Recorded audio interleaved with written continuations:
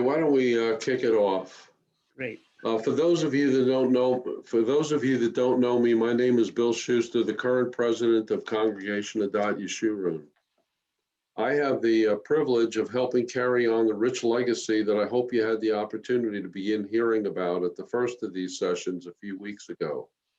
This 2-episode program is just one part of the celebration of the congregation Centennial.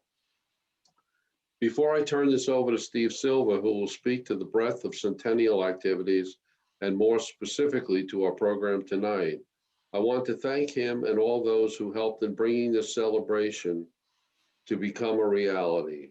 I also want to thank all of you for participating. Lastly, I will make the mandatory announcement to please mute your microphones unless you are the speaker. With that out of the way, I can now turn this over to Steve. Great. Thanks, Bill, and thanks everyone for joining us here today. Again, it looks like we're going to have a pretty good turnout. We had, I think, over 80 households that joined us at the peak last time, and we were about at the same number that we have right now when we started. So again, thanks everybody for being here.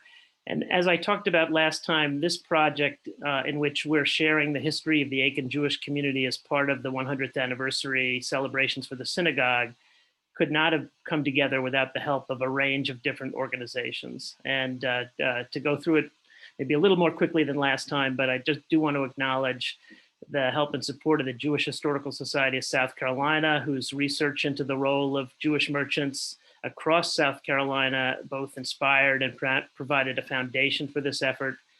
And as well, the Aiken County Historical Museum that's agreed to host our exhibit, which on this history, which is titled A Source of Light, which we've now rescheduled to next year from March until May due to the pandemic. But we look forward to being able to do that next year. And also the Aiken County Historical Society, which partnered with us to get approval for a new historic marker on Lawrence Street in downtown Aiken that's going to put a permanent spotlight on the role of Jewish merchants here in Aiken. And then as well, a range of historic, religious, and civic institutions who've helped both support and promote the project. And then especially to our grant sponsors, the Southern Jewish Historical Society, as well as South Carolina Humanities, that provided key financial support to this effort. So we're grateful to everybody who contributed to what we're doing, and we're encouraged that the breadth and depth of these partnerships indicates broad interest in this history. And moreover, we hope that this interest reflects support for what is the main theme of this story, which is a theme of tolerance and inclusion that's central to the story of the Aiken Jewish community and that we believe is a particularly relevant message today. So in this session today, we're going to focus on the later history of the Aiken Jewish community, which we're characterizing as post-1950.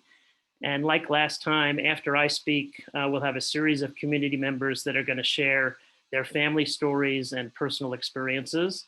And then Bill Schuster is going to come back and share some thoughts on the current state of the Aiken Jewish community. And after that, we plan some time for Q&A via chat.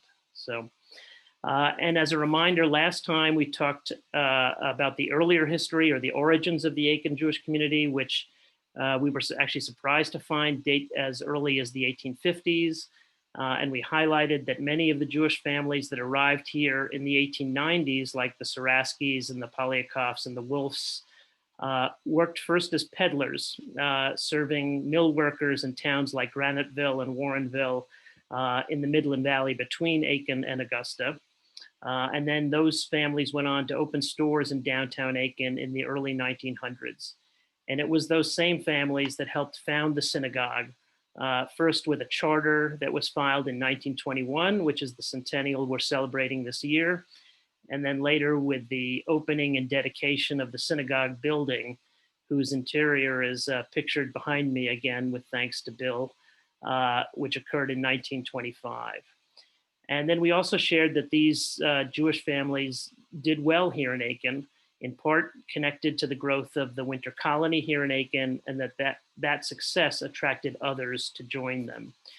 So I'm going to start today where we left off last time, which is with a map of downtown Aiken circa 1950 that shows the 20 plus Jewish businesses that were operating here around that time. So hopefully I can now share my screen. We'll see if that works. Then I can click here. All right, so I have to minimize this. Hold on while I get to the right place.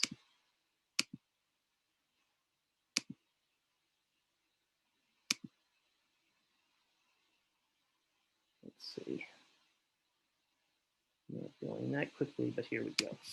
So as I said, this is where we ended the program last time. And this is a picture of a map of downtown Aiken around 1950, when there were more than 20 Jewish-owned businesses here at that time. And we talked about some of these businesses in the last time. We talked about the Isidore Efren garage and taxi business. We talked about Julia's dress shop. We talked about some of the Zaraski stores, in particular, the Zaraski brothers. And what I want to do now is, for at least first, is fill out some of this picture. This was sort of the peak of Jewish merchant activity in Aiken, and talk about some of the other businesses that were operating around this time. And I'm going to start first with Efren Red and White Supermarket. And you can see a picture of that business here. This is one of two supermarkets that was run by the Efren family, and it was the primary grocery store in downtown Aiken. It was opened in the early 1920s by Jake Efren, and Jake was the brother of Isidore Efren in terms of the garage and taxi business. He's also the grandfather of Mitch Rifkin, who spoke at our last event, for the people who saw that event. And this supermarket was on Park Avenue in Aiken. And you can see here as well an article that was written when that supermarket was remodeled in 1949. So around this period, as one of the most modern in Aiken. It was certainly the primary supermarket in downtown Aiken. You can see here an ad for that supermarket. And as I said, it was one of two. The second market was run by Jake's son-in-law, Sam Shanker. And so in this advertisement, they're both advertising together. And now this site is actually a garden connected to the annex of the Aiken Arts Center. And so the building is no longer there. But actually, if you go to this site on Park Avenue, there actually is a little brass plaque there that speaks to this history. So that's one of the business. I'm going to go through several of these kind of in turn, just giving a flavor of some more flavor of the types of businesses that were here. And the next one I'm going to look at is a business called The Leader. And that's certainly what it was known about at this time. But this was the men's clothes store that was owned and operated by Jacob Wolfe, the husband of Julia's dress shop. And this building, or this business, actually, there's a connection between the families. And actually the origins of this business, I think talked about last time about MS Polaire. MS Polaire was the brother of H.L. Polaire, one of the first Jewish merchant that we know about. He actually left Aiken for a period of time, and in that time, he transferred his dry goods store that he owned in addition to the barbershop to Jacob Wolfe, and that was the beginnings of what became Jacob Wolfe Men's Clothing, which was a high-end men's clothing store that served a lot of the members of the Winter Colony. And then over time, that business was transferred from Jacob to his son Isidore Wolfe, and the name was changed to The Leader. So here's an ad from a little bit later of The Leader. And the Leader operated into the 1960s here in Aiken. So that business was here.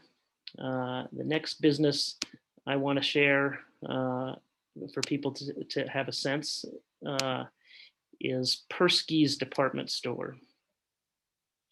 See if we can. And Persky's department store was the store run by Nathan Persky. Here's an image from Aiken. It looks like in the circa 1940s that you can see Persky's in that picture. Nathan Persky was the son-in-law of H.C. Zaraski, married to his daughter Esther. And last time we talked about how there were 3 Zaraski stores side by side in Aiken. There was H.C. Zaraski's, and then Sol and Sam Zaraski's, and then B.M. Zaraski's. When H.C. Zaraski passed away in I think it was 1932, Nathan and Esther were living in Savannah, but they ended up moving back to Aiken, and with Nathan taking over what was H.C. Zaraski's store and renaming it Persky's. And that store continued to operate into the 1960s, and was particularly notable. We'll talk some more about Nathan Persky later in this talk. But that store was particularly notable because it was the headquarters to get your Boy Scout uniforms and equipments here in Aiken. And Nathan Persky was a major supporter of the Boy Scouts. He actually helped bring the scouting to Aiken. And so this store was the place where you got that equipment. And next.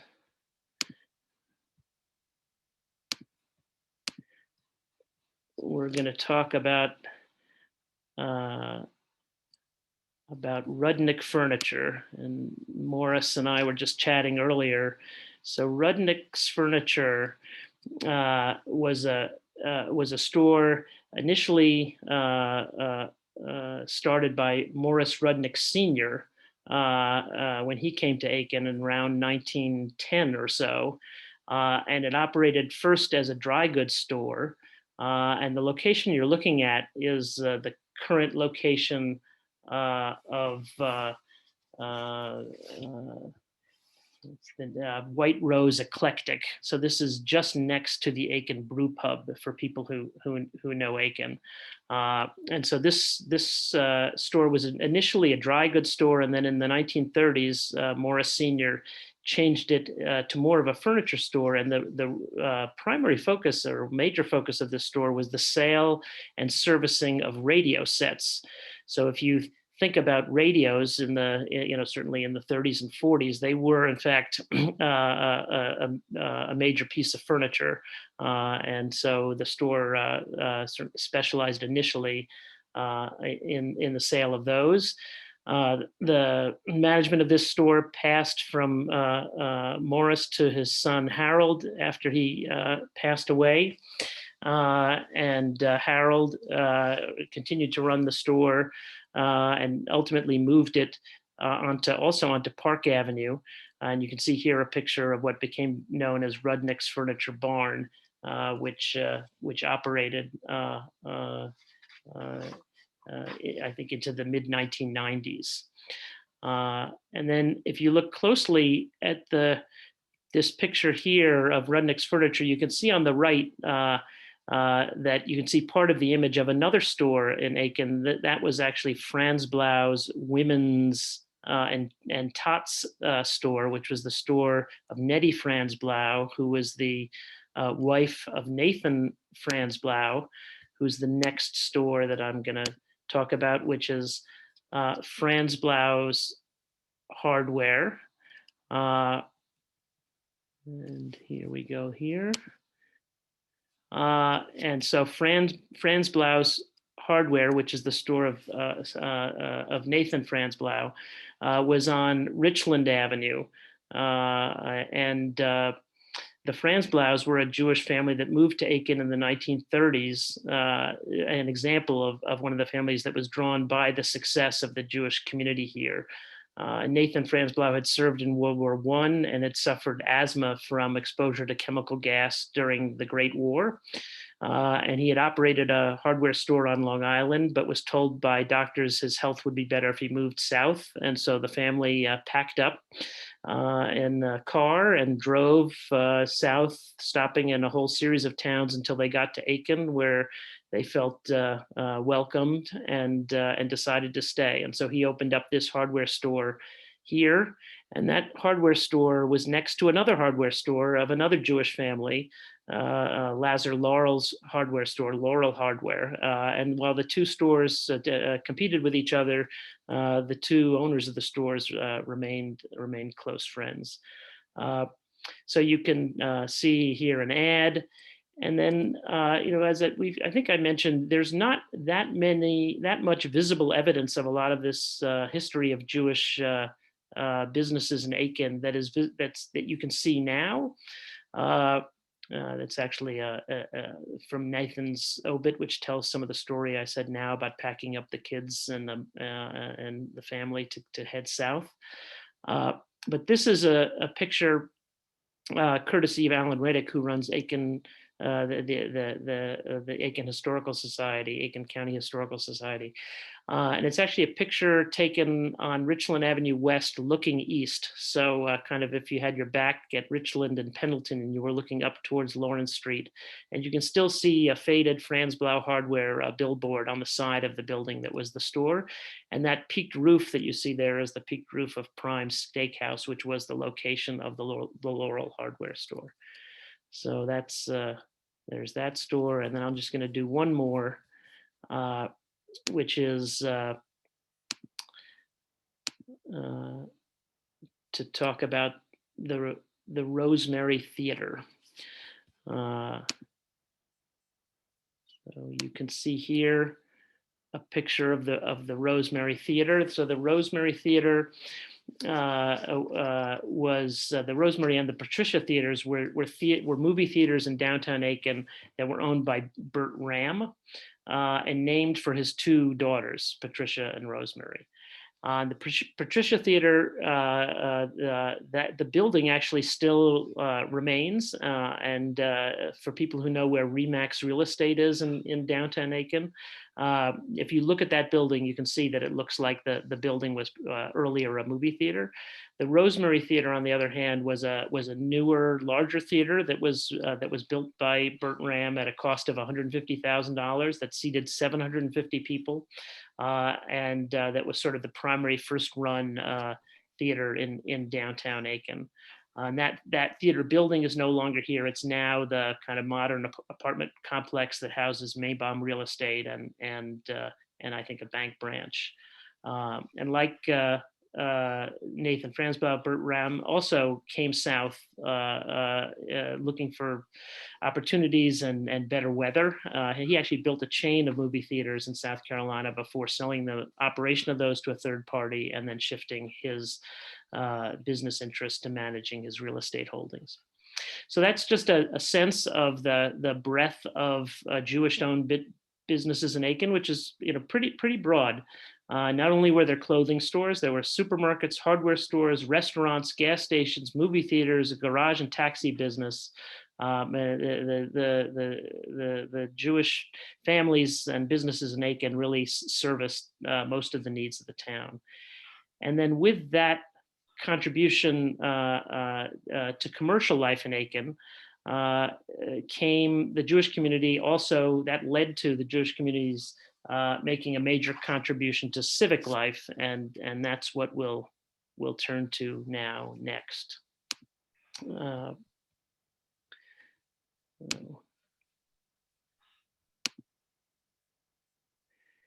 So last time I talked briefly about the civic contributions of some members of the Zaraski family, including B.M. Zaraski, who served on Aiken City Council for 10 years. Most of that time as chairman of the finance committee. And I also mentioned Mandel Zaraski, who ended up taking over his father's store from him, and the fact that he was elected mayor of Aiken. So I want to take folks through a few examples of some of the key members of the Aiken Jewish community who played a significant role in civic life here. And I'm going to start by saying a little bit more about Mandel Zaraski, who was a major figure in civic life in Aiken. Not only was he elected as mayor and elected to serve in city council, but he was a leader in a wide range of charitable and civic organizations here in Aiken. He was on the board of charitable organizations like the Red Cross, like the Boy Scouts, like the Salvation Army. He was president of the Downtown Merchants Association and president of the Aiken Chamber of Commerce. And for all those things and more, he was actually recognized as Aiken Man of the Year in 1966. And he was also a president of the synagogue. And kind of in that context, and with what I talked about last time, it's also worth noting the civic contributions of the entire Zaraski family here in Aiken, which includes city council members that span at least 3 generations, from B.M. Zaraski to Mandel to later Stephen Zaraski, who spoke at our last event. And if I'm right, I think also Stephen's uncle, Benjamin Zaraski, also served on city council and was the court prosecutor for the city of Aiken. So the next person I want to say a bit about is Nathan Persky, who I mentioned earlier. As I mentioned, Nathan was a major supporter of the Boy Scouts, and it was said that no one who entered his store who was interested in scouting left empty-handed, regardless of his ability to pay. He was also a major figure in the Aiken Jewish community, serving as president of the synagogue for more than 30 years, certainly the longest serving leader of the synagogue. And not only did he lead services, but he prepared children for their bar mitzvahs, what Stephen Zaraski described to me as going to the big old house on Florence Street for Jewish lessons. But he was also very active from a civic standpoint. He served on the board of a number of charities. He was the chairman for the Boy Scouts. He was on the board for the Red Cross. And he served as chairman of the Aiken Board of Health for 14 years. And he was also acknowledged as Aiken Man of the Year as early as 1955. And then next, I'm going to say a few words about a couple of members of the Rudnick family, but starting first with Herbert Rudnick. Herbert was the brother of Harold Rudnick, who I mentioned earlier. Harold, the one that took over the Rudnick Furniture business from his father, Morris. Herbert had his own company, Star Chemical, that operated as a manufacturer's rep, selling chemical supplies to businesses around South Carolina. And he was also on the board of the JCs. And when he was on the board of the JCs, he was approached by a woman who was looking to start a program to provide meaningful work for the mentally challenged, what at the time was called the mentally retarded. And not only did he help get a program going to do that, but that led to him becoming a member of the South Carolina State Commission on Mental Retardation, which he served on for 14 years, including as chairman. And his contributions were acknowledged in 1986 when he was awarded the Order of the Palmetto, which is South Carolina's highest honor for community service by, at the time, Governor Richard Riley. And then lastly, I'm going to talk about another figure of note, Irene Rudnick, who is the wife of Harold Rudnick. And as many of you know, Irene passed away just 2 years ago in 2019, and it was a major front page story on the Aiken Standard, in the Aiken Standard. And for anyone who doesn't know her or her story, in that obit, she was described as a force in the community for good, which is certainly the case. She was a lawyer when there weren't, women lawyers were not that common. She served as superintendent of education for Aiken County. She played an important role in bringing USC Aiken here and taught there as an adjunct professor for nearly 60 years. She was also a president of the synagogue, and so far, at least, the only woman to have that role and responsibility. But maybe most notably, she was the first Jewish woman elected to the South Carolina State Legislature, where she served off and on from 1972 to 1986. And as Bill Clyburn mentioned in that same obit, her efforts on the part of her constituents were often cited as examples of fairness and inclusion, which is, I think, the way she led her life.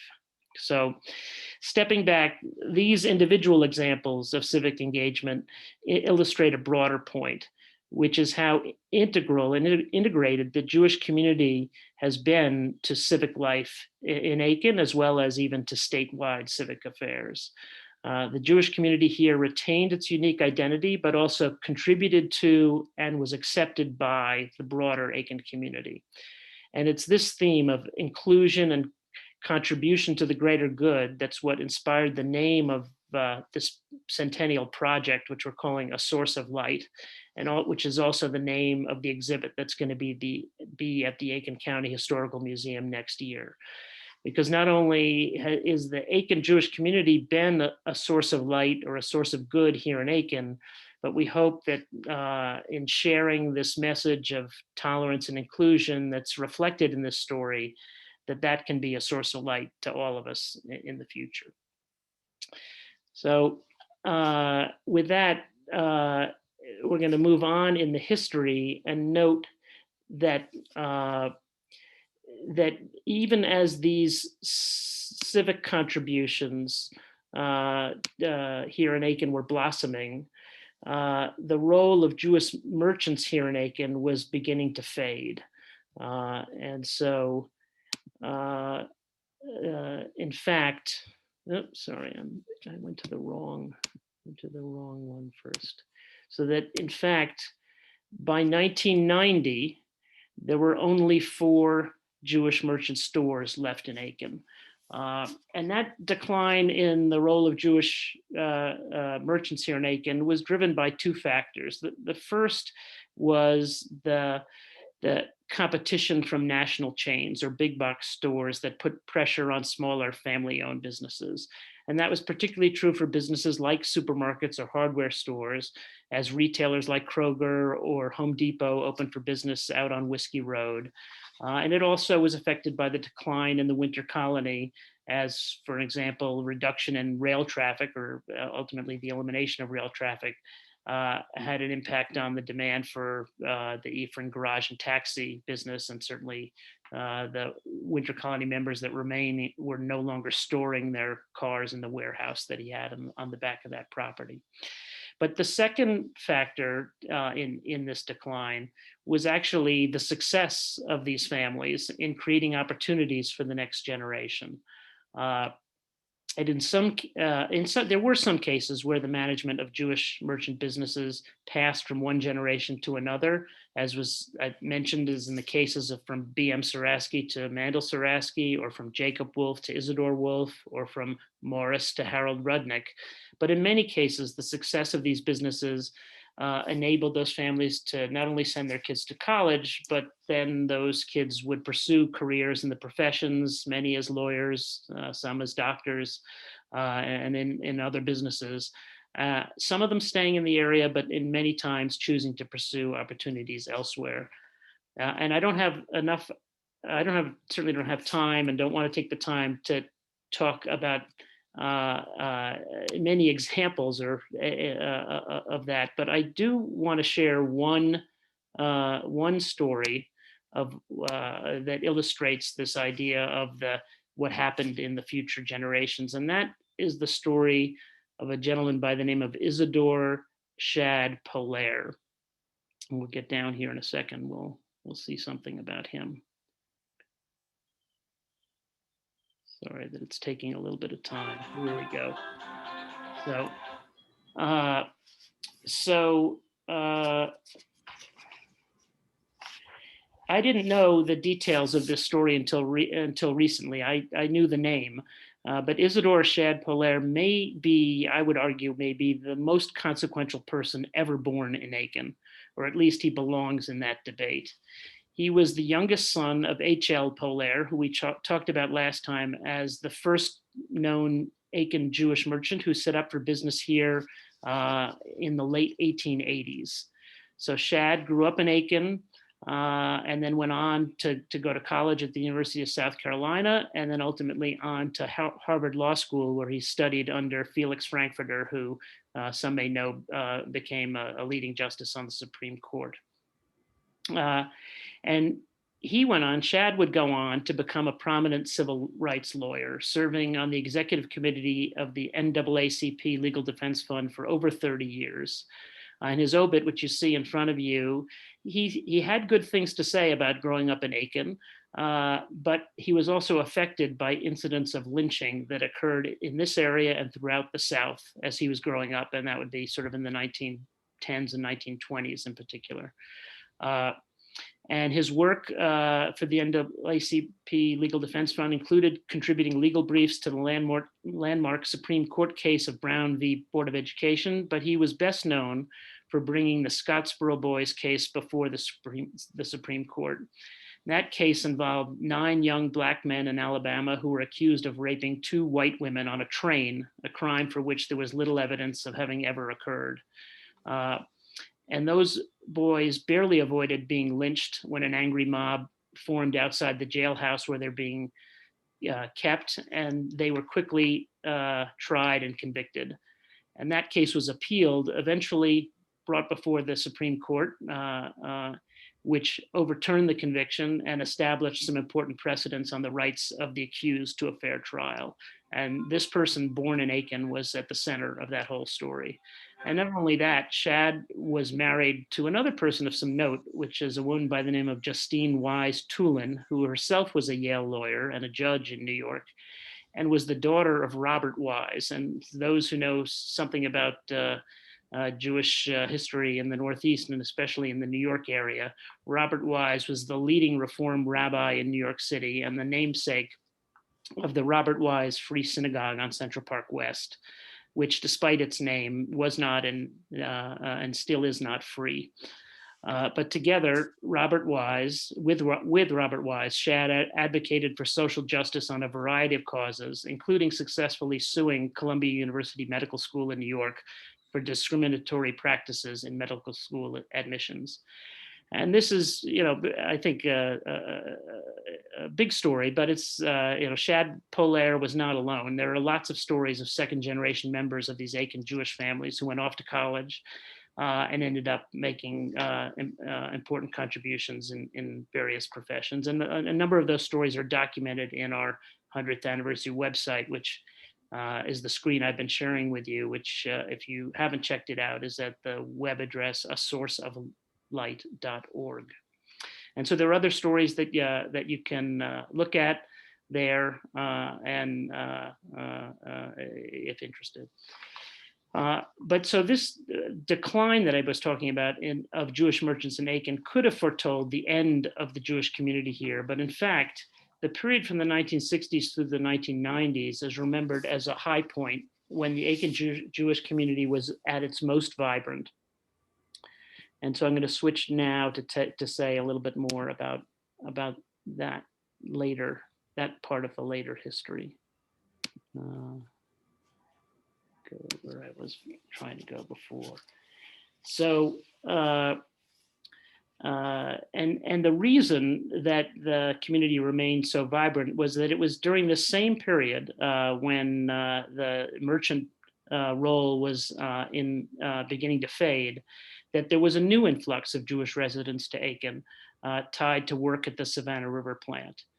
And that new set of families brought new energy to the synagogue with people who brought with them a strong Jewish identity and diverse experiences, including direct experience of the Holocaust. And so just to talk a little bit about some of the key people that came into the Aiken Jewish community during that time, I want to start first with Peter and Doris Baumgarten. And Doris hopefully is going to, with her daughter Sharon, is going to say a few words later. But Peter was born in Germany and evacuated to England prior to World War II as part of the Kinder Transport program that evacuated young Jewish children from Germany to the UK prior to the outbreak of World War II. And he later came to the U.S. and later eventually joined DuPont and then came to Aiken as part of work at the Savannah Riverside in the 1970s. Peter was also a past president of the synagogue, where he helped lead services. Doris became the synagogue historian, doing a lot of the early research that supported this project, was certainly a mentor and a supporter of me kind of in this effort. So Peter and Doris Baumgarten, I'm mentioning Joe and Fran Cohen were other important synagogue members during this period. Joe, having been part of the original Westinghouse team that bid and won the SRS contract, replacing DuPont. Joe had previously worked for Westinghouse in Idaho and was an active member of the small Jewish community in Idaho, in the town where they were located.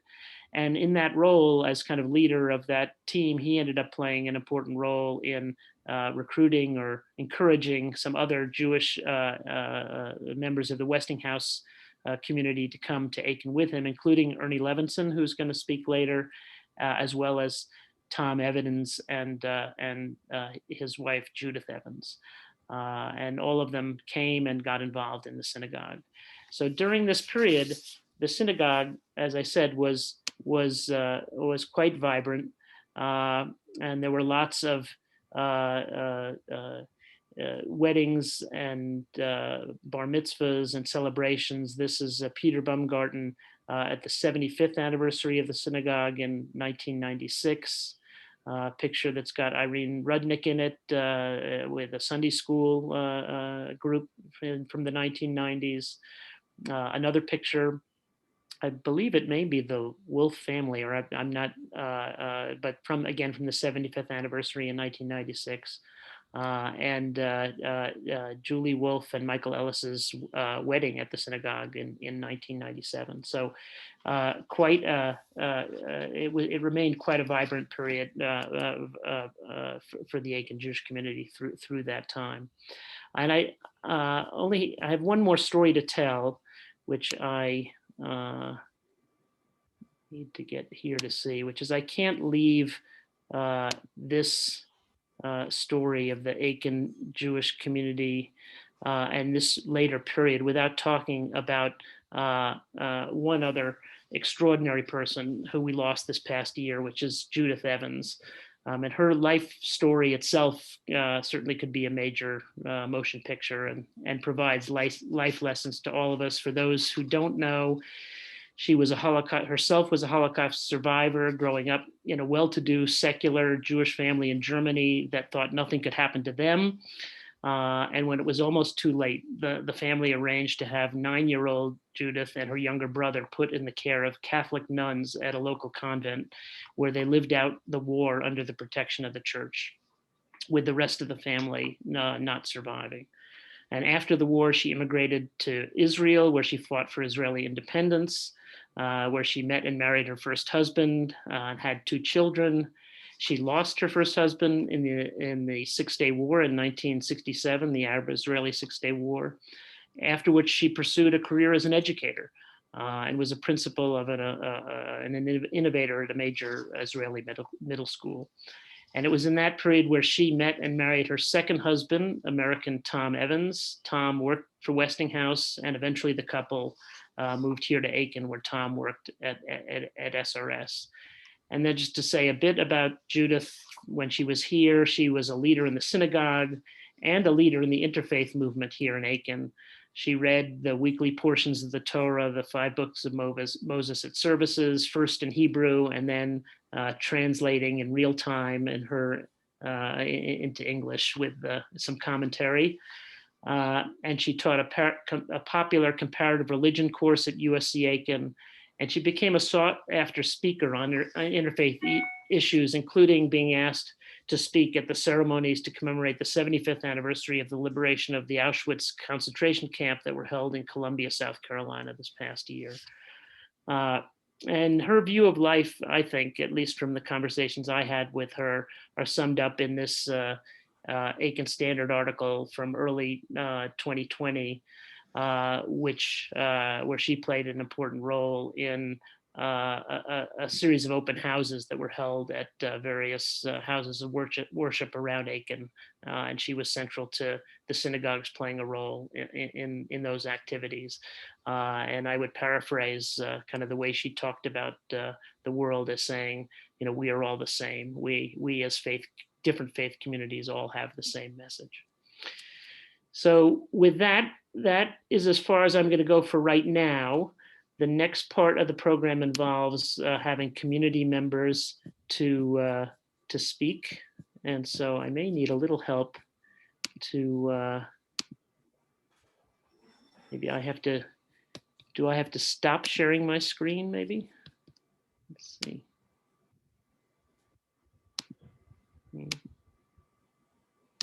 Yeah, just hit stop sharing. Yeah. I wish I could do that and not. What do we have here? I seem to have lost the full screen. You should be able to hover down and see. Oh, here we go. Okay. New share. This one's new share. I don't resume share. Stop share. Here we go. Okay, stop the share. There we go. Okay. So with that, the next part of the program involves having community members share some of their family stories and personal experiences that are connected to this history. And before doing so, I just want to send my best wishes and our best wishes to Mort Persky, the son of Nathan Persky, who I mentioned earlier, who I know wanted very much to participate in this program. I had the chance to talk to Mort a couple of times as part of this project. And I understand from Cheryl Efren that he's recently had a fall and has just been transferred to a rehab center. So hopefully he'll be able to watch this session on replay. And I know all of us wish him a speedy recovery. So with that, I'm going to introduce our first guest speaker, who is Morris Rudnick Jr. Morris is the grandson of the Morris Rudnick who founded Rudnick Dry Goods and ultimately Rudnick's Furniture. He's also the son of both of Harold and Irene Rudnick, who I've mentioned, and is the nephew of Herbert Rudnick, who I also mentioned. And he was a law partner with Irene in the firm of Rudnick and Rudnick on Pendleton Street in a house, in fact, that was the former residence of BM and Mandel Zaraski, and that still operates that firm out of that location. So Morris, I want to turn it over to you and have you just share your thoughts about your family and and their role here at Aiken, as well as your own personal thoughts relative to the Centennial, and then we'll move it along to others. And I think I see, Morris, that you're still muted. So yep, yeah, you're unmuted. So the floor is yours. Thank you. Jada, thank you, Steve. I want to thank you for the opportunity to speak about, I guess, Uncle Herbert first. You gave a lot of his accomplishments, but I would like to kind of go back a little bit. He was born in 1920, and he died April 16th, 1999. April 16th happens to be my anniversary, so it's one of those days you won't forget for two reasons. He grew up about 100 yards from where I am now, which is, I'm sitting in my office, which you said earlier was Mandel's house. Yeah. Across the street was where he and my father and aunts grew up on Pendleton Street, which is now the rear of the Carriage House Inn. And my grandfather and grandmother, of course, raised three kids. Actually four. My Aunt Florence was the first child born with my grandmother. And Uncle Herbert joined the Army. I don't know if he was, can't remember if he was drafted or in the Army, but in 1943, when my grandfather died, he was in the Army at that time. And my grandmother did run the store, which we were saying earlier about Rudnick's Furniture, until my father and my uncle got out of the Army. Both of them were in the Army. Uncle Herbert could not go overseas because he was allergic to wool. So that kept him So that kept him in this country. Now, there was a little story behind that. A judge, or an attorney, I should say, in Camden told me one time that him and Uncle Herbert were in the Army, and both of them were upset that they weren't getting to go overseas. So they'd had a little bit to drink that night, and then went into the sergeant and basically woke the sergeant up and said they wanted to go overseas. And the sergeant said, okay, I'm going to accommodate you. Well, the guy told me that they did accommodate him, but they didn't Uncle Herbert because he was allergic to wool. So obviously that fellow never forgot the story. And it was a cute little story. But Uncle Herbert was a graduate of the Citadel, and he made many friends there. And he also made many contacts. One of his best friends was the governor, John West. And I can recall Governor West gave him a Weimaraner as a pet, and they grew up with on South Boundary with my Aunt Harriet, cousin Mary Ann, and Nancy, and the dog's name was Katie. He also was very good friends with Fritz Hollings, who was the United States Senator for many years here. So he had a lot of contacts in politics. I believe Brantley Harvey was another one who ran for governor at one point. And, you know, his contribution, as you said, was with the Mental Retardation Commission, which I know he had at least 25 years of service with that particular organization. Now, whether it's actual commission or not, I don't recall, but it was his life. He thought very much about what was called at the time the mentally retarded. And I understand that's not correct it's language today, but it was what they used at the time. And of course, he also helped in the store with my father once they got out of the war, or the Army, I should say. So once they were out of that, they also had a construction business that they ran.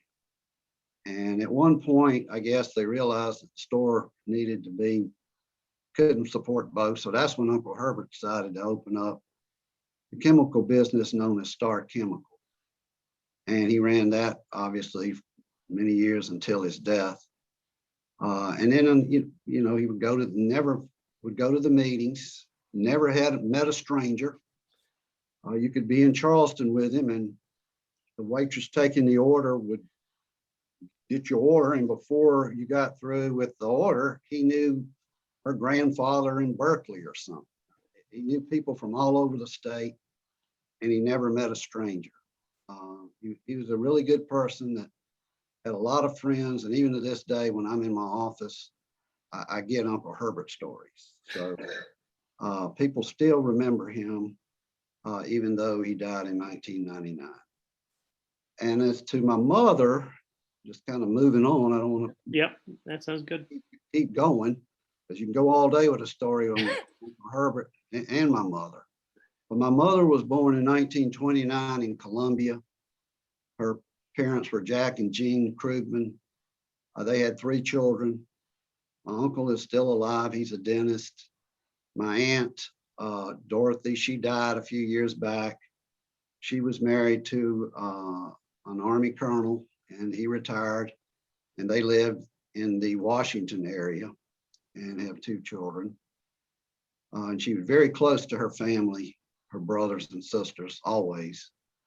And of course, my mother has another child, which was my sister Helen. And if you read her obituary, that was written by Helen. Helen's a great writer, and also has a lot of history on my mother. But I'll try to keep it kind of quick as far as her, because it could go on for a long time. She probably, I think, was in high school, graduated at 16 in Columbia. And I think she was the senior, she was the class president. It seems like she might have started early in politics there.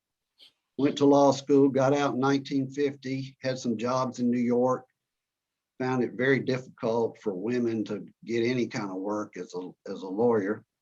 She finally came back, I guess not finally, but she came back to South Carolina, married my father, came to Aiken in 1954. And of course, she had a family, started her family in 1956 was when I was born. And then shortly after that is when she would started her campaign as far as trying to get University of South Carolina to open up a branch here. That was her main focus in life, was education. She taught up until the last couple of months of her life, when she had to tell USCA that she could no longer teach. I think that was when, we realized that was the end, because she would have taught as long as she could have, and she did. And she did a great job, and students to this day will come up to me and tell me, how much they enjoyed her class. And she taught also, I don't want to forget this, she taught at Warrenville Elementary for 5 years and became very close to those students. She was a person with great empathy. She could get along with anybody, no matter whether you were the poorest person in Aiken or the richest person in Aiken, because she just knew, had a great feeling for people in her heart. And so it's one of those things that I've always seen, and she could look through a person and probably size you up very fast. Her political career was a fight all the way. My father was her campaign manager, and he was her, he was the brains behind the politics. He loved politics and she loved people. So I think between the two of those things, it kind of worked out well. They had very successful campaigns and had unsuccessful campaigns. But when she lost, she would look at me and say, we did the best we could, and it's not personal. She never took a loss as personal or politics as personal. So she tried to do the best she could for everybody that that she represented, and even those that she didn't represent. If you came and asked her, she would do whatever you asked her to do if she could help. And I just would like to say that, if in some of these things we were talking about her political career, she started out as superintendent of education. In 1968, it was an elected position. The minute she was elected, they did away with the position of superintendent of education as an elected position. So at the same time, they appointed a superintendent of education and stripped her of her powers. Well, what that did was had her going around to every school in the county and writing a report of what needed to be done and what, as far as the grounds were concerned. Like Aiken Elementary, a 3-story building, didn't have fire escapes. Well, by the time she got through, they did. And it was like that in other buildings. And in 1972, I believe you ran for the House of Representatives, and the top 4 vote getters got in. Didn't matter what party, they just all ran against each other. I think she got in by like 12 votes, very small amount of votes.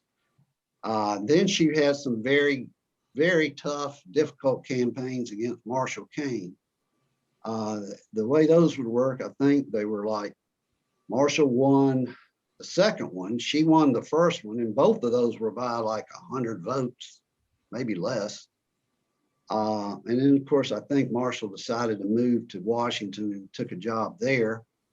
And then she decided to run for the state Senate, was not successful there, ran again for the House until she lost, I believe, in 1994. So her 14 years in the House of Representatives was not straight through, it was broken up. And so what she would, one of the things you would learn from her is never quit. I mean, she worked very hard at what she did. She loved her family. Family was always first, but she also loved people. So I think with that, I'll leave it. Yeah. If anybody has questions at the end, I'll try to answer. Excellent. Thanks so much, Morris. That's phenomenal. So our next speaker is actually a duo of Doris Baumgarten and her daughter, Sharon Baumgarten Mills. And as I mentioned, Doris moved to Aiken with her husband, Peter, in the 1970s, tied to SRS. and Sharon actually came with them as part of that move. So let me turn it over to Sharon. I think first who's going to lead some remarks that they've prepared, and hopefully Doris will also be able to chime in as well. So Sharon, the floor is yours. Perfect. Thank you so much. So I am Sharon Mills, and I'm the youngest daughter of Doris and Peter Baumgarten. We moved to Aiken in the summer of 1977, just before my junior year of high school. So we had come down as a DuPont family from Wilmington, Delaware, and had been, very active in our Jewish community in Wilmington. And we were concerned about what Jewish life would be like in a small southern town. Would there be a synagogue? Would there be other Jewish teenagers? Was there a youth group? We just didn't really know what to expect. So Doris and Peter, my parents, were pleased to see that Adath Yeshurun was a beautiful synagogue with about 40 member families, lay leaders, 3 Torah scrolls, and a student rabbi that they would hire for the high holidays. At our first Yom Kippur service in Aiken, we were impressed to find a packed sanctuary, including several Jewish teenagers who were my age and that also went to Aiken High School. At that time, the synagogue was affiliated with the conservative movement. This created some challenges with hosting the student rabbis each year, as the community wanted to ensure that the rabbi was within walking distance of the synagogue and had access to kosher meals. The rabbis were housed in the Holly House Hotel at Richland and Lawrence Street, and the host families would serve kosher-style meals, so no pork or shellfish, no mixing of milk and meat, but they couldn't really guarantee a fully kosher meal. The synagogue switched affiliations to the Reform movement during the early 1980s. This made it easier to provide home hospitality for the rabbis, but offered some new challenges. How would the congregation feel about a female rabbi? What about guitar music during the service? These obstacles were overcome, and the transition was successful and has continued through to the present time. The switch to the Reform Prayer Book was made in 1986. And then what about congregation life apart from the high holidays? When we came to Aiken, Friday night services were led by a rotation of 8 men, all lay leaders. The synagogue has never had a full-time rabbi. It's an amazing testament to the commitment of the congregation to continue for 100 years without ever having their own rabbi. Other holidays celebrated at the synagogue were Sukkot, with the synagogue's iron frame sukkah that was decorated every year, Hanukkah, of course, Purim, complete with Purim spiels, and Passover, celebrated with a congregational second night Seder. I remember attending several of these Seders with as many people squished into the basement social hall as the fire marshal would allow, or maybe even more. When we moved here, he moved to Aiken in 1977, there was a combined sisterhood and Hadassah group for the women of the synagogue community. The current group is the Women of Reform Judaism. There was a men's group at the time that I think was not very active then. The religious school was run primarily by Irene Rudnick, and we've heard a lot about her today. She was also known as Ms. Irene. There were about 10 children in the Sunday school at that time. The students went to Augusta for bar and bat mitzvah preparation until Judith Evans came, and we learned more about her today also. And she was able to provide the Hebrew teaching in Aiken. Several other congregants helped with the religious school, including Vicki Plung and Julie Ellis. Many of the bar and bat mitzvahs were held in Aiken, although some families chose to celebrate in Augusta if they had received their training there. So Mom and I got together and we came up with some of her favorite stories, and she reminded me of some of my first impressions of moving to Aiken. And so those are the stories I'm going to share with you today.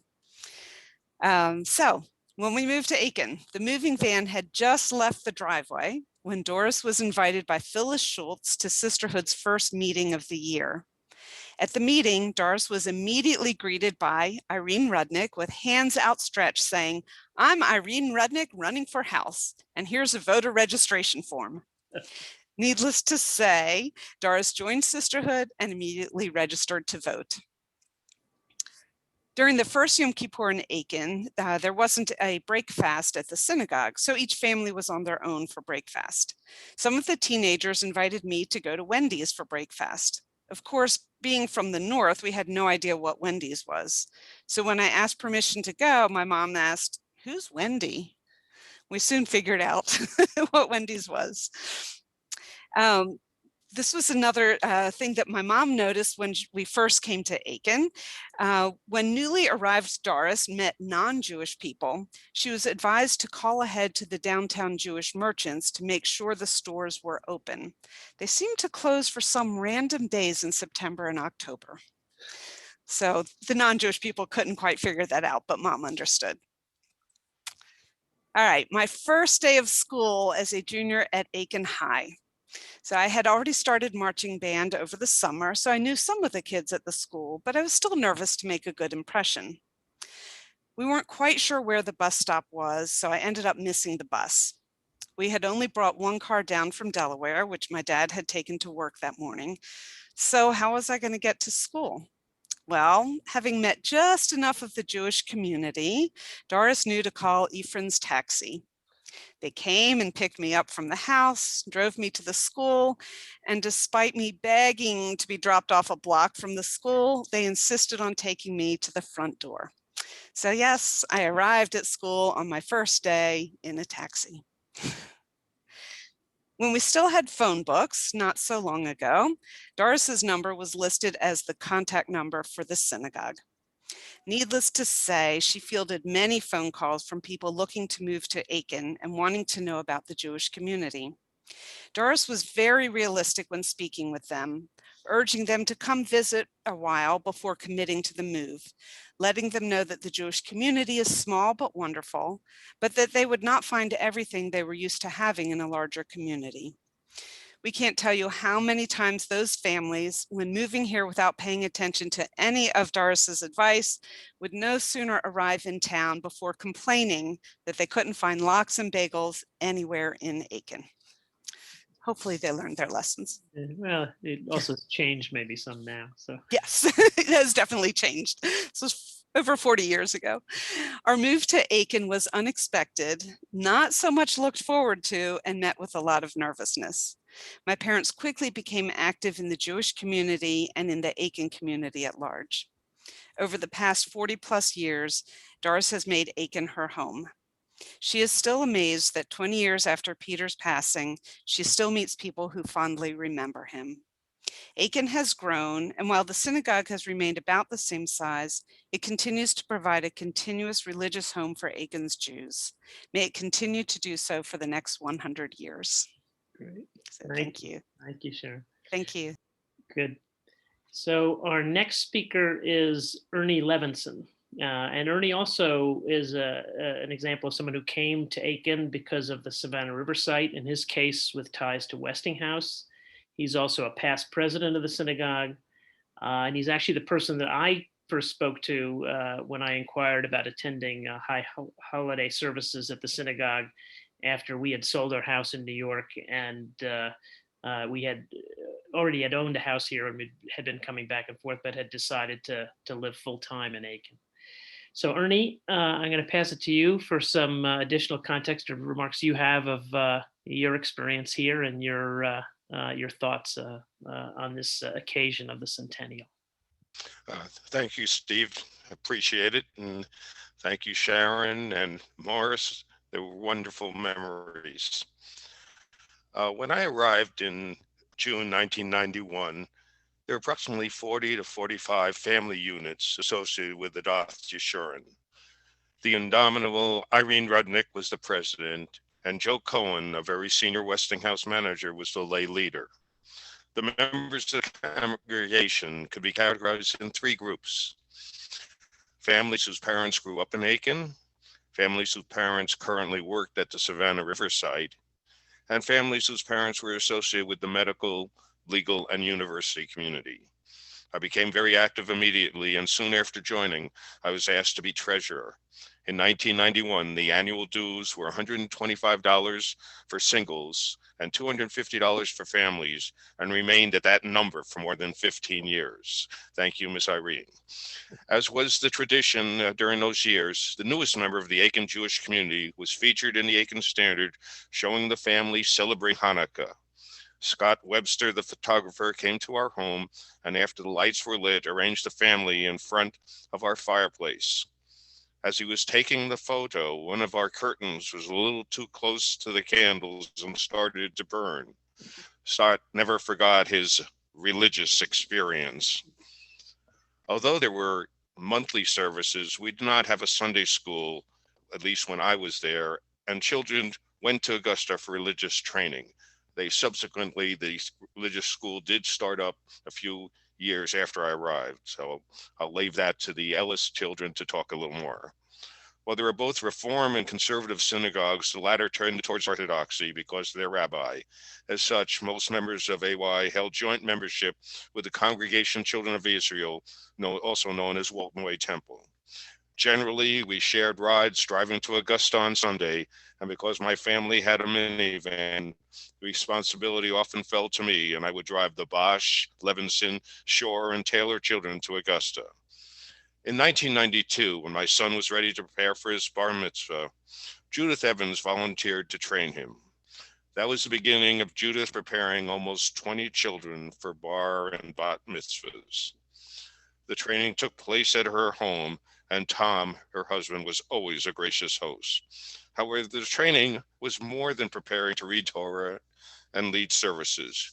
Judith instilled a love of Judaism and belief that each child was capable of greater things than they envisioned. Additionally, Judith did not have a set of fixed requirements that each student must meet. Rather, she tailored her instructions and demands of each student to their individual ability.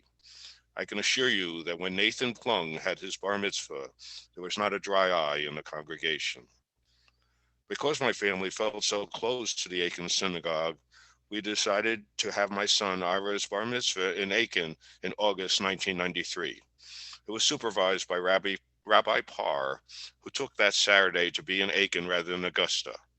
Not only was this the first bar mitzvah in Aiken rather than Augusta since that of Morris Rudnick more than 20 years before, it began the tradition of children having their bar and bat mitzvahs there for as long as I was in Aiken. For future bar mitzvahs, Rabbi Parr was unable to lead the Aiken services. However, that didn't stop us from having those celebrations. Rather, they were first led by Joe Cohen, and when he left Aiken, I was able to fill his shoes. I was honored to be the lay religious leader of Adath Yeshurun, a position I held for more than 15 years. The services were well attended, not because yours truly was leading them, but rather for two other reasons.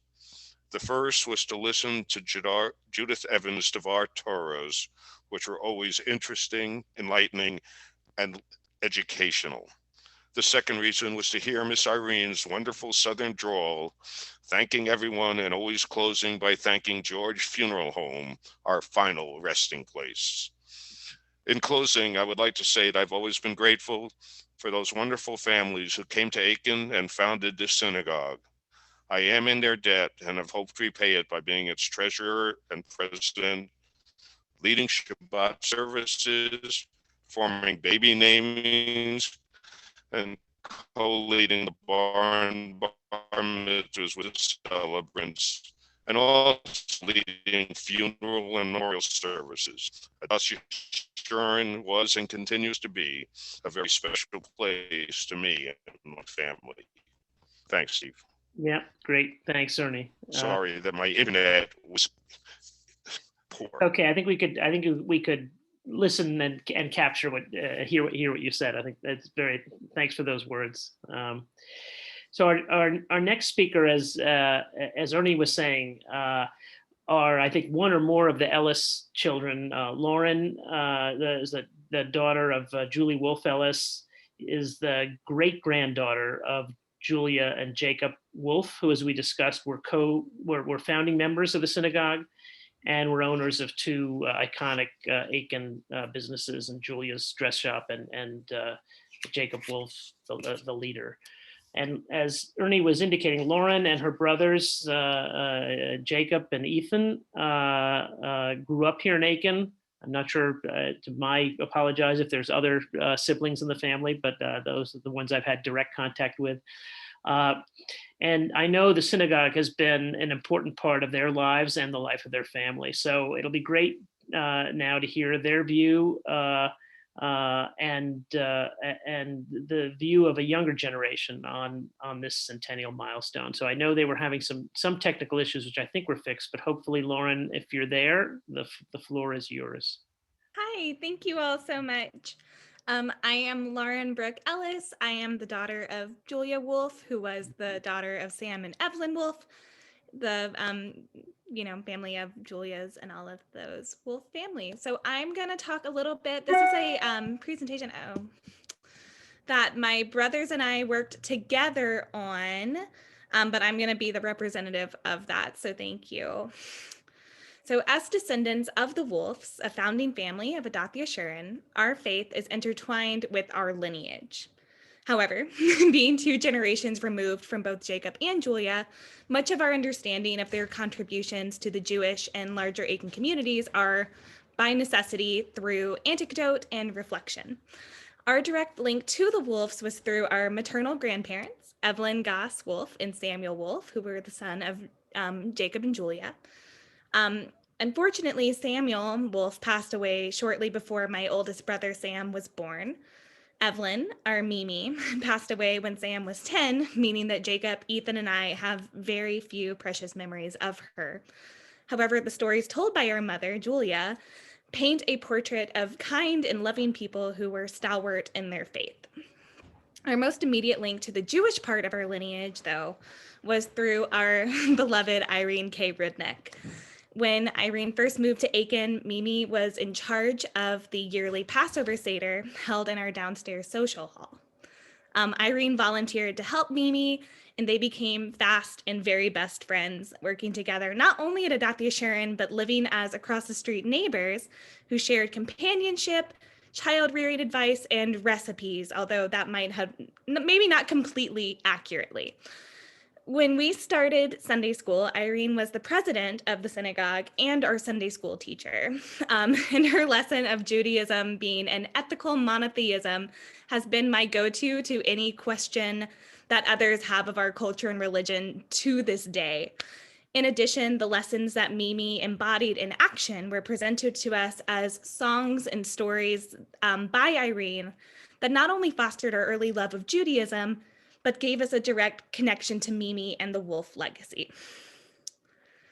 So this is a little bit these are some anecdotes that we kind of compiled to try to, piece together our very large portrait of being Jews in Aiken.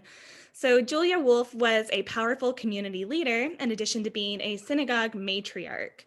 Her business, as we've talked about a lot, a dress shop named Julia's, became an Aiken staple that catered to the winter colony and carried the finest in women's fashion, personally curated by Julia after shopping trips in New York and Miami. Julia's dress shop was so esteemed that there was a wife of a prominent Aiken resident who insisted that she would not go to her husband's funeral in Greece unless Julia's had a mink stole overnighted to her before she could catch her flight. Julia was very involved in Hadassah, and according to Bella magazine, Julia was recognized by the United Jewish Appeal with the Award of Merit for her unparalleled record of service. Jacob Wolfe, Julia's husband, was proprietor of The Leader, a popular men's clothing store, and his name is on the synagogue charter. Any stories we have heard from people who knew him paint him as a kind and gentle man. In our own synagogue in the shul, in the bima behind you, the Torah covers, the crown, and the memorial board are all dedicated to members of the Wolfe family, illustrating the fondness and respect the Adath Yeshurun community had for the Wolfe family and their contributions. As children, we were always astounded to see our family name on so many significant items. As young people, there were so many people that shared the Wolfe name that we did not know, but it was always so heartening to see them represented in our sanctuary. Sam Wolfe, Julia's son, Mimi's husband, and our grandfather, was a man of few words and great deeds. Even as the son of a synagogue founder, he would take his plate from the oneg and sit on the steps of the Adath Yeshurun to make room for all the people downstairs. Mom always remembers him, like other synagogue men, closing shop to make minyan when needed. Mimi would run Mom and her sisters downtown to take him sports coat and tie. Believe it or not, he was also the city of Aiken tennis champion at one point. Whoa. Exactly. The example set by Jacob, Julia, Samuel, and Mimi was passed to our parents' generation. Mom and her siblings were married at Adath Yeshurun, in addition to Mom's brothers, Alan, Roger, and Jeff being bar mitzvahed at our little shul. This commitment to the Jewish faith was passed on to us, starting with Sam in 1997. Jacob, Ethan, and I were the first children to be trained for bar and bat mitzvah exclusively in Aiken by our beloved Judith Evans. The four of us are still active participants in our faith and traditions due to the influence of our family and our relationship to both Aiken and our faith. In conclusion, the Wolfes, along with other founding families of Adath Yeshurun, created an institution that has served Aiken's Jewish community well for the past 100 years. Mom remembers as a child walking down Lawrence Street with her father, Sam.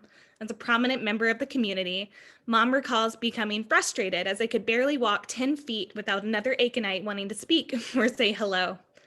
In fact, we, Mom and Jacob especially, are still recognized around town as belonging to the Wolfe family and held in esteem for the same reason. If this is any indication, we will be able to continue contributing to this legacy for another 100 years.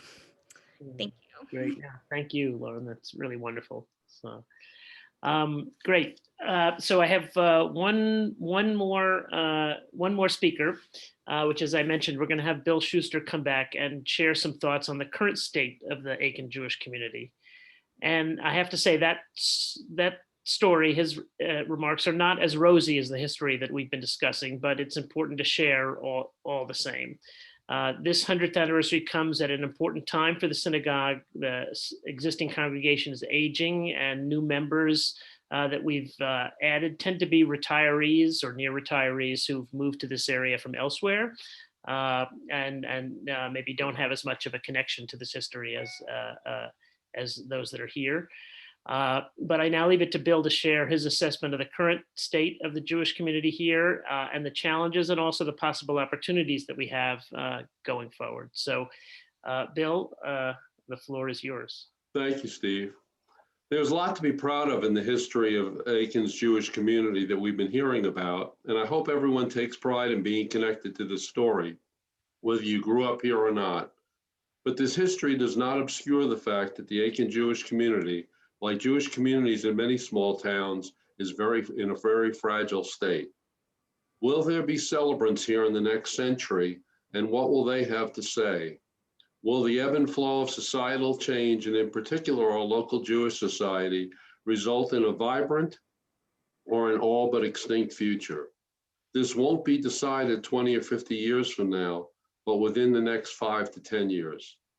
Interestingly, the pandemic, which so disrupted our lives, spawned the application of technology to religious assembly, which actually increased overall participation and supported events such as the one we're having right now. In fact, we'll likely keep it as a part of how we do business going forward. For example, the current plan is to resume in-person services just prior to Rosh Hashanah, but also plan to broadcast it.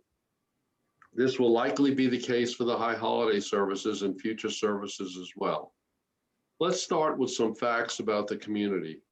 The actual total number of Jewish households in the CSRA is debatable because we don't have a population study.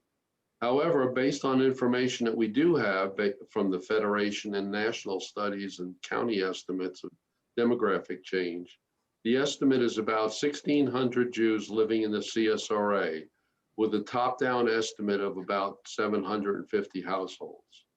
Looking bottoms up, the Jewish Federation has identified 500 specific households in their database as of September 2020.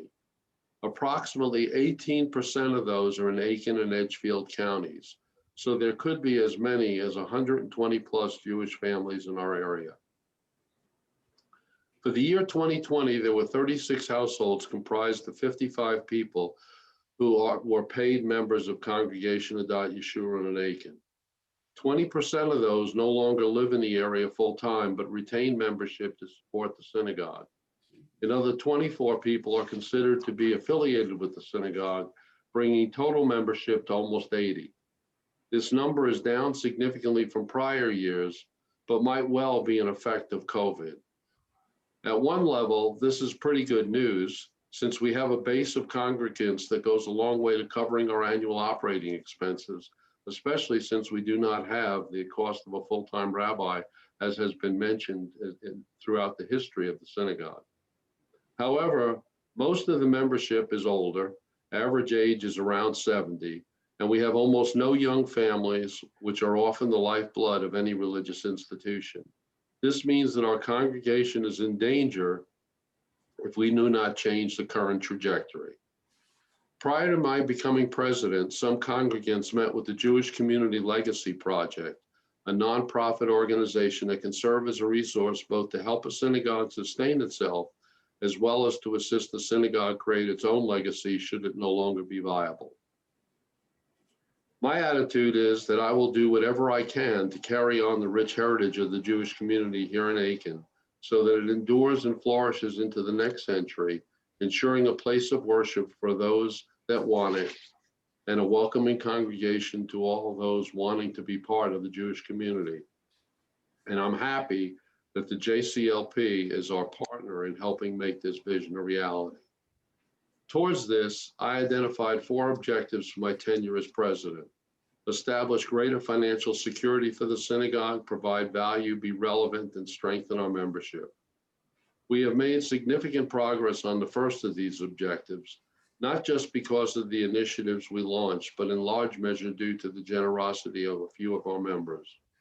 While our actions enabled us to pay for a new HVAC system when the old one failed and still have money in the bank, we must remain vigilant and sustain, if not grow, our funds, especially since we have an aging infrastructure that will face ongoing needs. We have pursued and obtained grants to help defray costs and or to do things that we couldn't otherwise afford. However, the next issue requiring significant expenditures can't be far away, and we must be ready for this. In short, success doesn't mean we're done. The next 2 objectives have both been helped by and hindered by COVID. They deal with making services and social events meaningful and the choice to participate being out of wanting to and not from some duty or guilt. We're doing some things right, but this remains an area that can be improved. To fully succeed, we need to know what people are looking for, new ideas for events, feedback, people willing to help with implementation, and of course, attendees. Overall response to our outreach on these thus far has been low. There's no doubt interest, but it is very selective. A few weeks ago, there were more than 80 households tuned into the first of these sessions. Contrast that with the 20 households who tuned in for the virtual services during the high holidays. The last of these objectives is membership. Every year our membership ages and by nature's cause gets smaller. Without new members, we will attrit away over the next decade or so. This is the most important issue we face. It is largely affected by what I just discussed regarding relevance and value, but on a practical matter, it also affects finances since escalating expenses are being carried by fewer people. There are 2 comments affecting membership I've heard more than once that really stick with me. The first, which addresses relevance, goes along the lines that the person did the synagogue thing when they were raising their children who are now grown and on their own, implying that this is no longer a priority for them. The second dealing with value in that once per month Friday night service apparently conflicts with a weekly happy hour. However, there is another class of statements made to me on several occasions that overcome all else. These can be best represented by the following story. We had just completed an in-person Friday night service and a woman who had just lost her mother came up to me and explained that she never attends synagogue, is not a member, but was seeking something to help her with the grief she was feeling. She thanked me for the service which had touched her and for the sense of community such that she did not feel so alone. We must persevere so that we can be there for those in grief or suffering loneliness during holidays, or those in need of help, even though many do not recognize now that they may be in that position of need in the future. We are there as the surrogate for the family we're no longer proximate to. Certainly there are traditions to uphold and the legacy to honor, but for me, the most important thing is to be there for those when they need us the most. So that's our challenge going forward, to capitalize on the legacy, to build a sustainable community for the future, and that means adapting our programming to increase our value and relevance to existing members while also attracting new members. Could it be that the new and coming influx of population to the area related to cyber will affect change and opportunity like SRS did some years ago, albeit on a different scale? How do we make the most out of this, and what do we need to do to become more relevant and add more value to our community, including the unaffiliated among us? One thing became apparent when we heard that a relatively long-term resident of Aiken did not know there was a synagogue in Aiken. Is that, it showed us that the stealth mode of the past met its objective, but facilitating better awareness is one thing we must improve. Hence why you've possibly seen increased press coverage of us recently. However, there's no doubt other things we can do. The legacy we've been hearing about is of being a welcoming, nurturing congregation. Together we can find a way to interest the unaffiliated first through awareness, and second by running activities of interest to them. Then there's reaching out to the community at large and encouraging greater participation. One such program was self-funded and extremely well attended and raised money, but for some members represented significant change, and change is tough. The notion of reaching beyond our immediate congregational membership can provide another source of relevance and support. Greater community involvement can be a win on several fronts, not the least of which is promoting solidarity and a source of support. It can also allow for programming which is not otherwise affordable. In turn, this programming may attract new membership. Those that came before us took enormous risks and adapted to change, which got us to where we are. We too must be open to change, take risk, and innovate our approach. Societal trends, demographics, and apathy are challenges that are our reality, but so is our proud heritage. Although I'm a relative newcomer to Aiken, having arrived just a little over 4 years ago, I feel an obligation to preserve the legacy of those that began all this a century ago, and to help ensure that the Jewish community of Aiken will continue to uphold its role in the greater community into the next century. It is not on anyone else's shoulders to make this happen. It falls upon all of us. As I said earlier, one won't need to wait around for 100, 50, or even 10 years to know whether this will be as the time is now. Let's start our next 100 years as we did at the beginning of our congregation, creating and sustaining this wonderful congregation of Adath Yeshurun, the place we call our Jewish home. And yes, I will shamelessly welcome your ideas, donations of time and money, as well as your participation. Thank you. Thanks, Bill.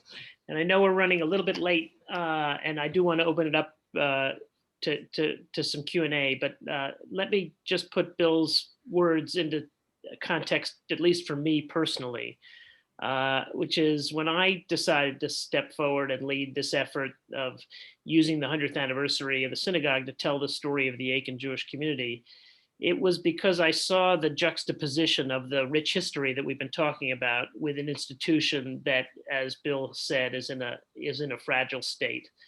And it was because I believe there's an opportunity to capitalize on this milestone to increase the profile of the synagogue, as we've been trying to do through this event and future events in the community, and through this process to help strengthen the institution by, as Bill was saying, expanding programming and outreach efforts to attract new members and strengthen the connection with existing members. And that's the journey that we're on. There's a lot to be proud of in this history that we all can and should celebrate. But these centennial celebrations are also the beginning of an effort to write the next chapter in this history. So we look forward to having everyone join us in this journey, and join us for the in-person centennial events that, due to the pandemic, we'll be holding next year. Because as I was saying to some folks up front, if you want to be cynical, this is the centennial celebration that never ends, because it's going to extend on to 2022 with the A Source of Light exhibit that's going to be at the Aiken County Historical Museum from March until May of next year. And then especially the Centennial Celebration weekend that's going to be at the front end of that exhibit, that's going to start on the Friday night with a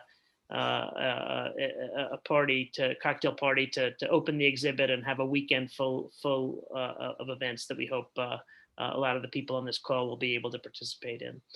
So we look forward to seeing you in person and celebrating together soon. And thank you. So maybe with that, if there are people who've got questions for any of the speakers or want to make comments themselves about the synagogue and this milestone of the 100th anniversary, I'd love to hear what anybody has to say. Hey, Steve, this is Aaron Zaraski. Yeah. Hey, Aaron. Good. Nice to see How are you. you? Good to see you. I just wanted to, first of all, the words that Bill just said were so perfect, so pertinent. I almost don't even want to tell a story because it was just such a great way to wrap it up. But I grew up in Aiken in the 80s. And, you know, my memory of the Jewish community in Aiken in the 80s was like one of a vibrant community. I remember doing Sukkot by the synagogue and having what felt like a dozen or 24 kids running around playing soccer. You know, fond memories of doing Tashlik at Hopeless Gardens. And it's sad to think that on a Rosh Hashanah or Yom Kippur service, you don't have a dozen kids sort of falling asleep on the benches anymore. It is sad, and it's something that I think about. Me and my brother Jared are both in Atlanta. It's something that we think about and talk about often. But I do want to just real quick. My grandfather Harry owned a liquor store on Park Avenue, and I think he had a few others around town as well. But to this day, if you're in Aiken, go to the liquor store on Park Avenue. It's still there. Yeah. It's had different ownership, but like a baton, it's been handed off to, friends and family, if you will, through each generation. And the fixtures that are there today, the signs, the carpet, everything is identical from the 70s. It hasn't changed. And if you go to the back of the store, you can still see the old liquor licenses that are stapled on the wall for Harry Zaraski. And same if you go to Smitty's, Vinyl Smith Limited, the men's clothing store in Aiken. When you walk in the store, if you look to your left, you'll see the old documentation from when it was the Zaraski department store still nailed up on the wall. Huh. And I think it's nice to know. When I talk to my friends who I went to high school with about the Jewish community in Aiken, it's pretty well known amongst them. And they all know Julia's, of course. Yeah. But it's just really neat that there's this memory of the Jewish community in Aiken is still hidden in corners of these stores if you go look for them. Right. Thanks for giving me a couple of minutes here. No, absolutely. And I would say, from just having interacted with a lot of people as part of this process, the impact of the Jewish community here is still felt by many people who grew up in Aiken who are not Jewish, who remember those stores and remember those people. And the fact that there is a 100-year-old synagogue here in Aiken is a source of pride for the town.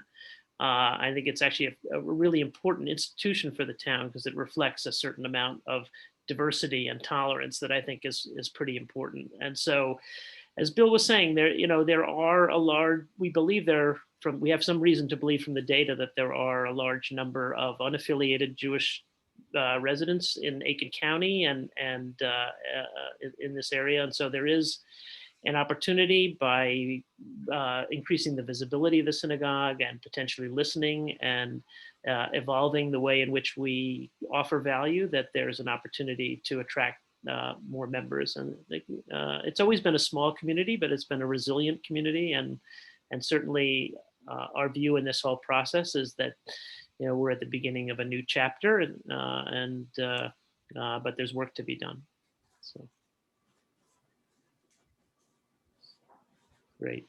Anybody else want to make a comment, or either, I guess the floor is yours, or you can type into the chat as well. Hi, Steve. This is Eugene White. May I make a comment? Sure.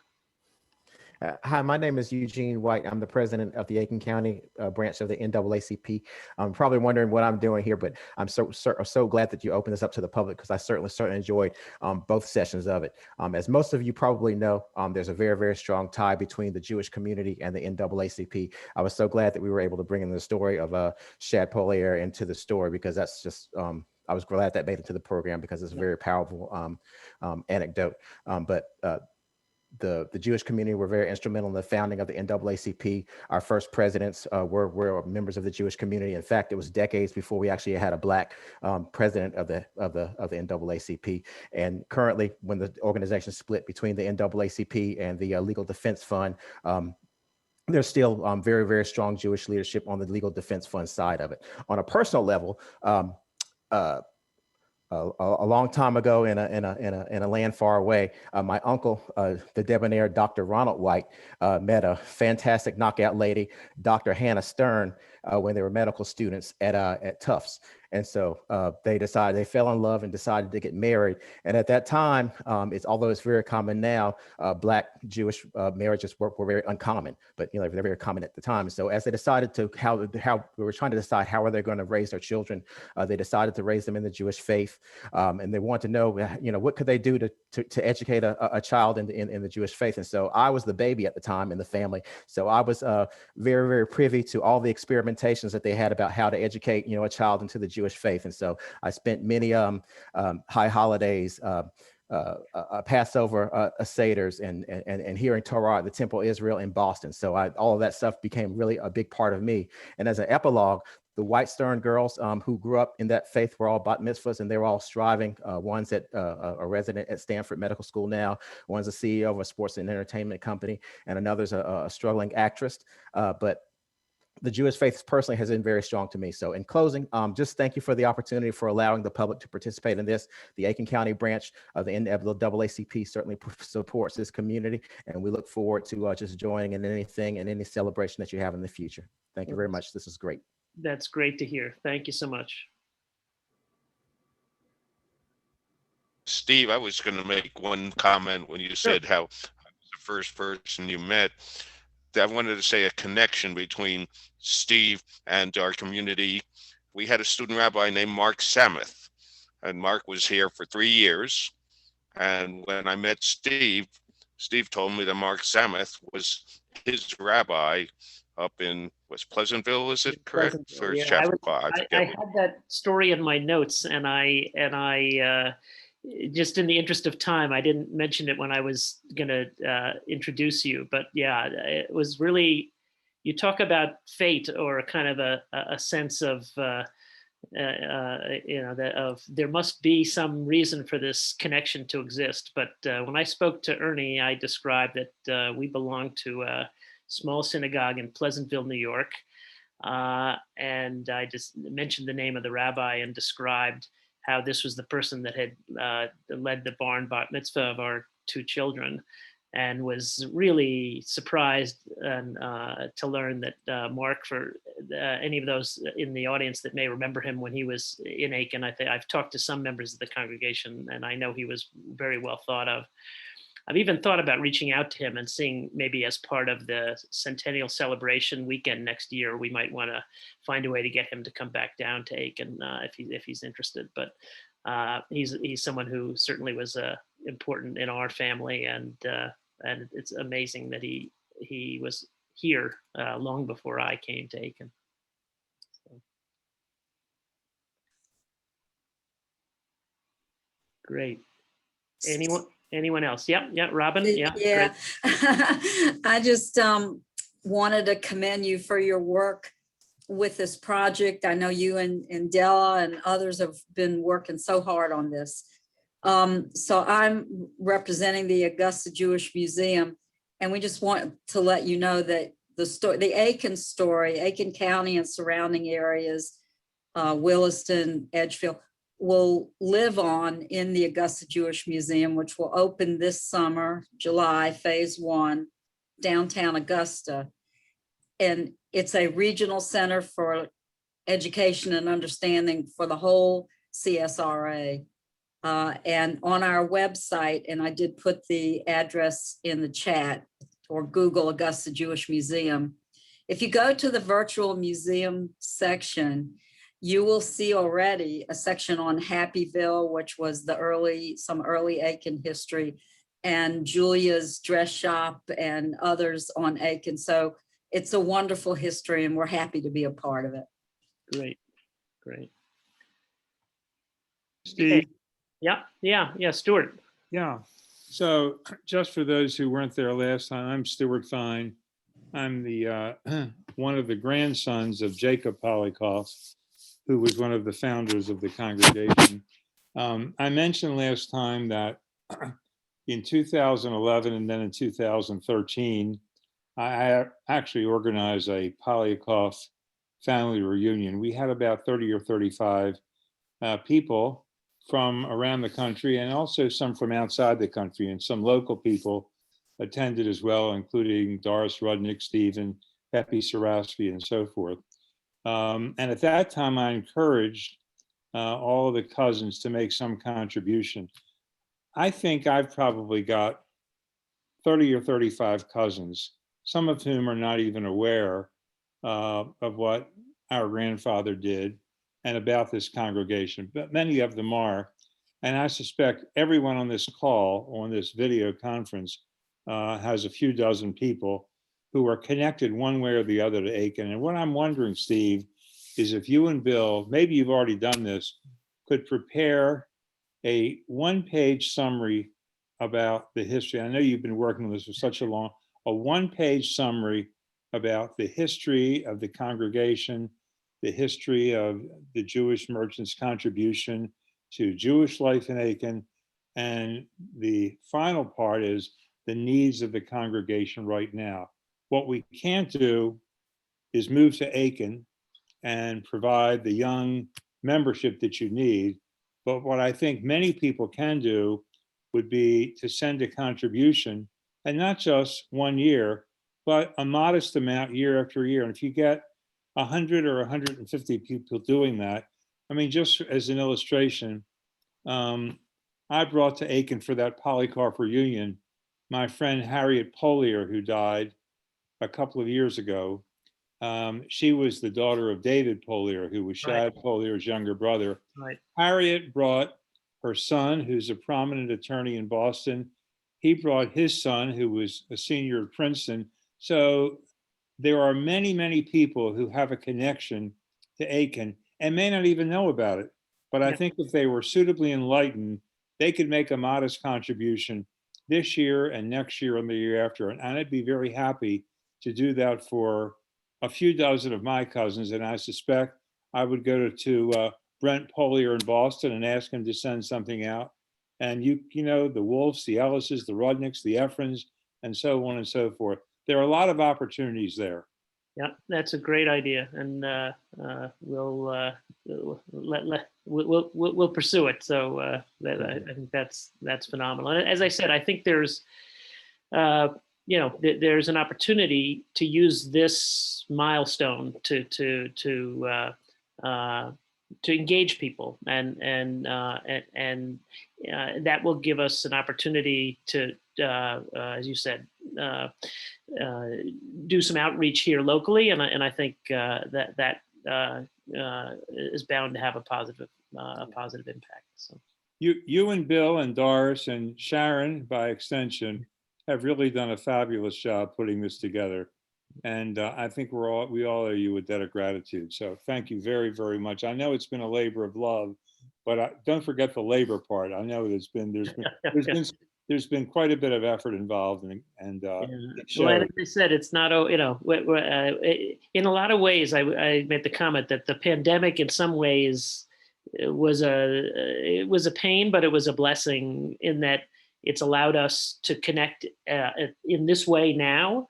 And we had to delay the plans that we had to do things in person next year to when, knock on wood, it's going to be safe to do so.